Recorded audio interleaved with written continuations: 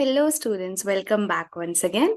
Today we are going to do class 9 topic, that is Dalton's atomic theory under the chapter atoms and molecules. Okay, so let's quickly get started with it. We have already dealt with one topic of this chapter, and today we'll understand that why a thing or a matter is how it is, okay, and what exactly it is made up of, and how do different substances interact among each other to form, newborn or new substance or something new, right? So John Dalton was the one who gave the Dalton's atomic theory. He discussed basically about the nature, about what sort of particle, is it big, is it small, does it have subatomic particles or not. All those things comes under John Dalton's atomic theory. Some of the limitations were also there, which we'll see later what exactly limitations is, or what were the limitations of John Dalton. Okay, so he was an English chemist, okay, and also meteorologist. He, came up with this, you can say, the theory around 1803. Okay, so he wasn't the one who suggested actually that what exactly atom is, but he was the one who came up with a theory which can tell us all about the behavior of an atom. Okay, right. So he was the first one to propose a comprehensive and scientific theory about their behavior. This pivotal work laid the essential groundwork for all subsequent atomic theories. Later, whatever theories came, or whatever rules or laws that were given about the atoms before, that all were justified in his theory, or proved. Okay, so moving ahead to the theory itself. Now, Dalton's atomic theory is basically, it has 4 to 5, you can say, 5 postulates to it mostly. So the first one talks about actually what exactly the matter is made up of. So this we have been discussing from previous sessions or chapters, that all the matters is composed of very small particles, or very extremely small particles. Those are called as atoms.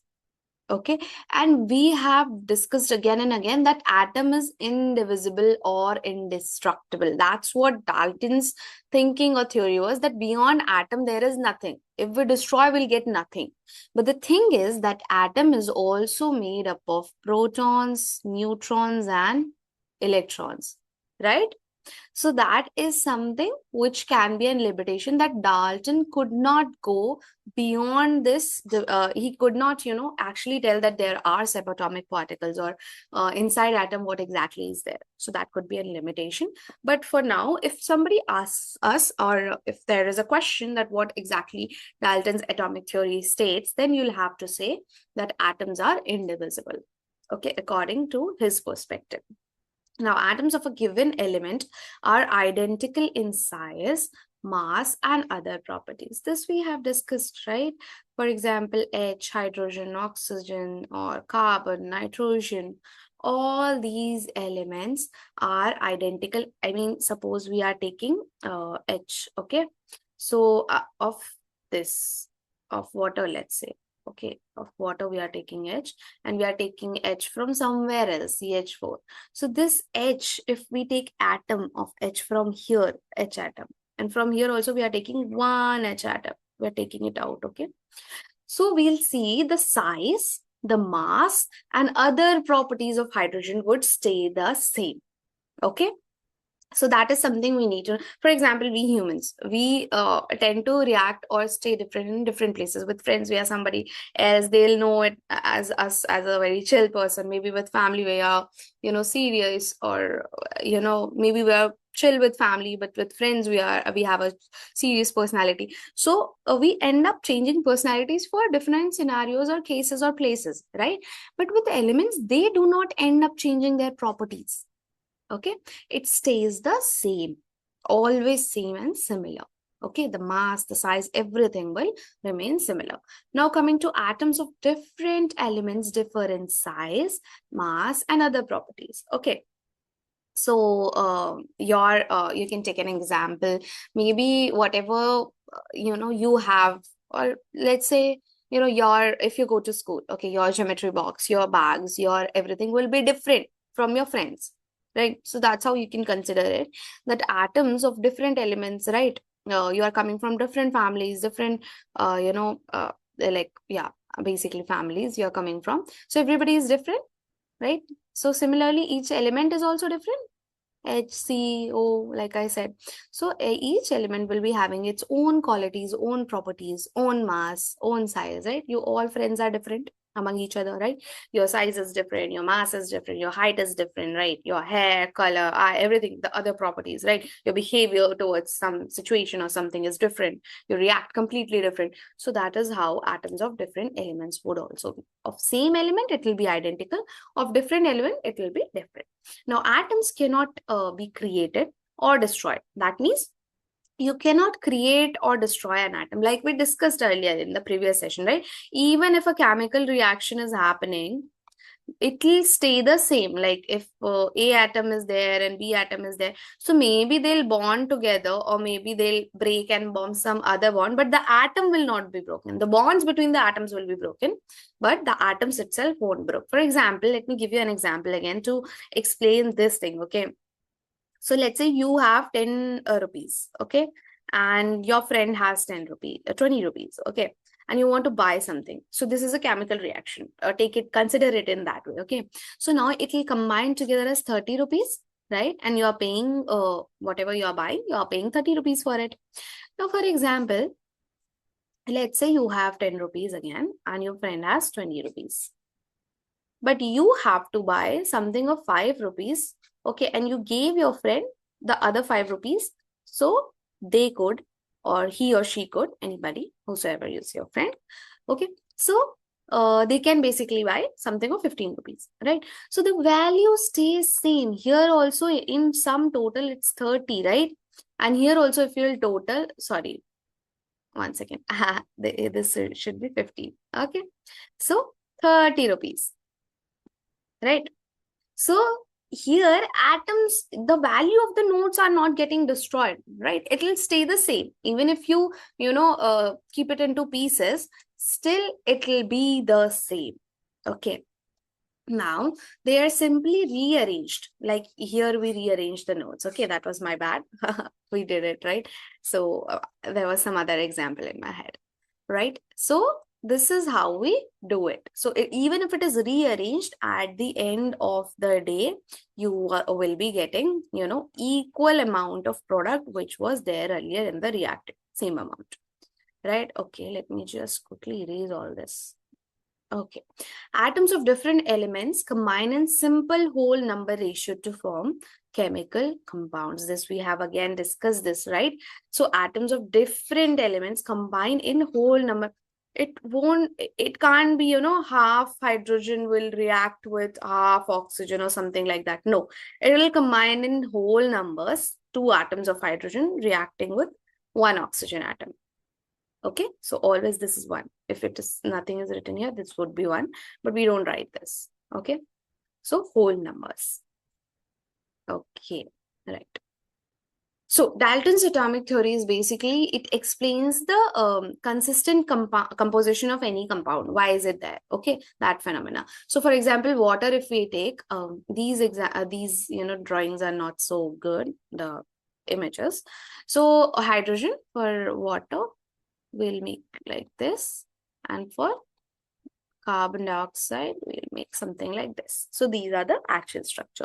So here also you will say that in water, the ratio of the hydrogen is 2 and the oxygen is 1, 2:1.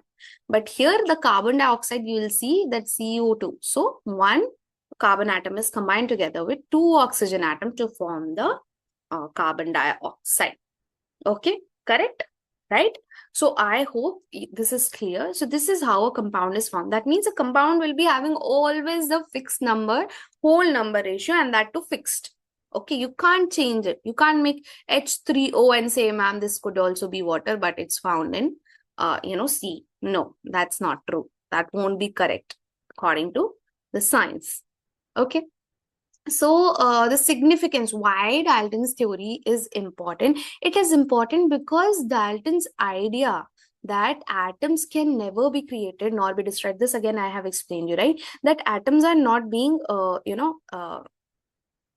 broken itself, like it's not being destroyed.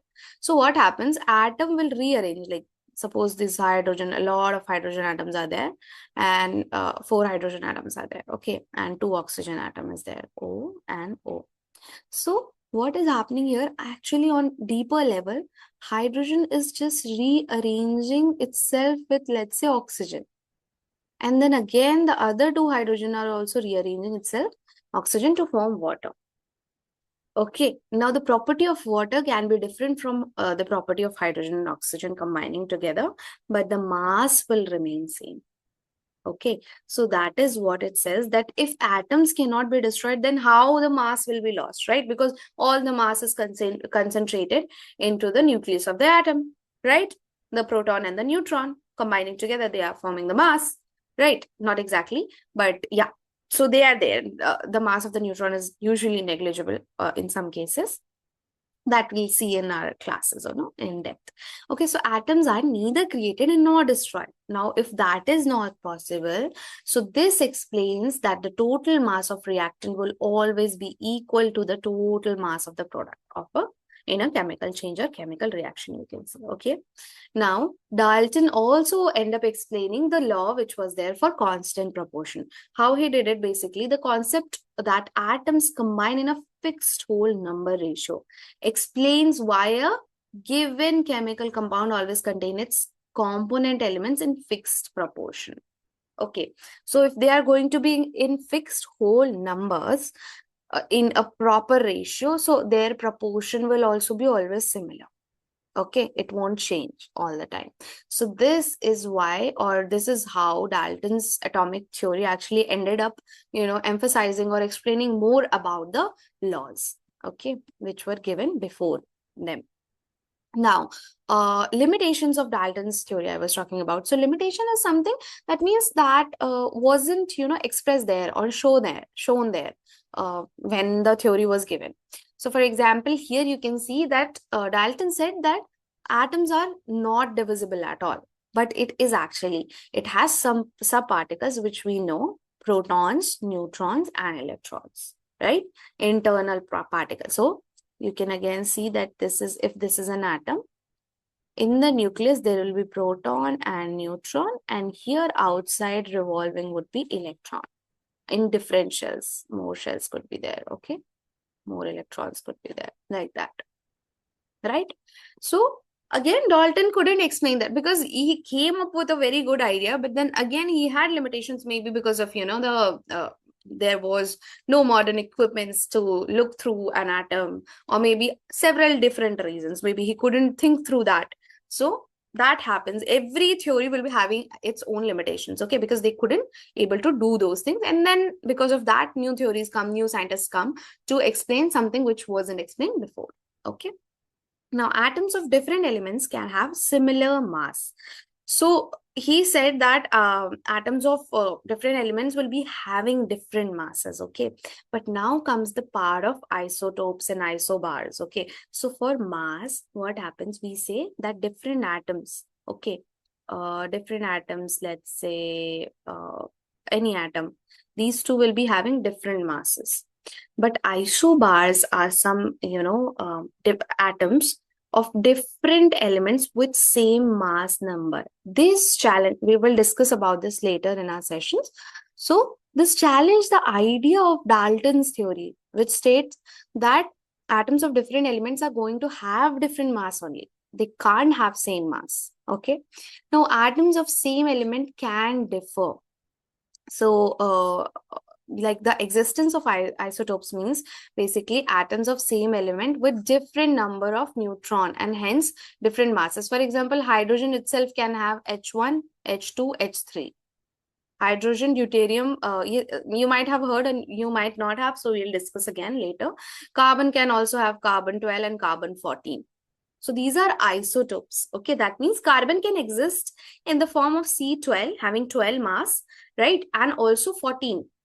But the thing is, this 12 is very, very common. That's why we use it as a standard, to check the masses of other elements. And also lack of internal structure explanation. Like we discussed again, he couldn't explain the subatomic particles, right? So that is something, is the limitation, Okay, now Dalton came up with unique symbol ideas. Sorry, let me just go back. Yeah.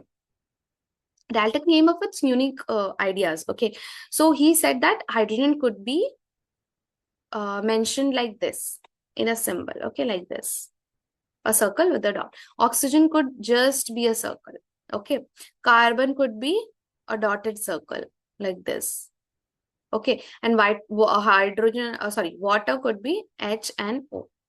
Later, we replace it with the modern, symbol methods in which we go for the first letter or the first two letters, where the first letter would be capital and the second letter would be small to avoid any sort of confusion. Okay. So, for example, let me just give you one question. If you can try answering in the comment section, it would be nice. Okay. If you can't, then you can reach out to me. What is the difference between this CO and this CO? Okay. Don't end up saying ki, this is, or both the capital letters are there and these two small. What exactly do they mean by this? Okay. Just try answering this. This is a fun question you might, want to answer. Okay. So what we have discussed so far is we defined what exactly atom is. It is, the smallest unit of any kind of element. Okay. We came up with the idea that how it can be explained, the whole, laws with the help of Dalton's atomic theory. And also we laid the foundation for the different discoveries which are going to be made in the atomic world later. Okay. So now you can answer these questions. Who proposed the first scientific atomic theory? Quickly, try answering that. Is it J.J. Thomson, John Dalton, or Ernest Rutherford? So the other two scientists, there are two scientists, okay, two more scientists who haven't done this. So they will be coming later in our sessions. So you can try, I have given the hint. According to Dalton's original theory, atoms are divisible according to Dalton's theory, okay? So you have to go through that, and always radioactive. So you have to tell me that. And the last question would be, you can just simply type your, first an A or B or C, something like that. Okay. You don't have to write the whole thing. If you write, that will be better. Which of these discoveries later contradicted part of Dalton's original theory? So is it isotopes, molecules, compounds forming in a fixed ratio? So try answering this, and hope to see you in the next session. Until then, take care. Try to, contact me through my Urban Pro profile if you have any doubts or if you want to have a regular classes with me. Thank you so much for joining. Have fun. Bye-bye. Take care.